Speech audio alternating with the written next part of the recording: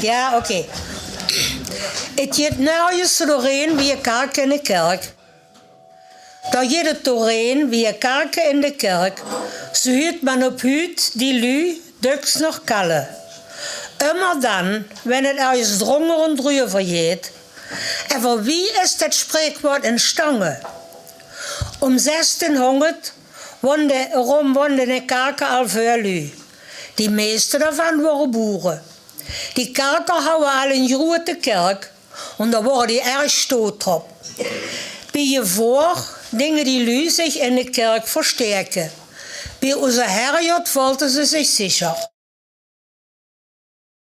Die tijd was damals erg onzeker. 1618 war Krieg und der duurde bis 1648. In der Krieg trug de koppelen soldaten door het land. Die sloegen alles kapot, wat er onderweg kwam. Ze waren schlimmer wie Wilderen. Het schlimmste waren die Spanier.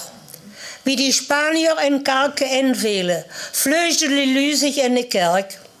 En voor die Spanier had die deur van die kerk opgebroken en alle lui omgebracht.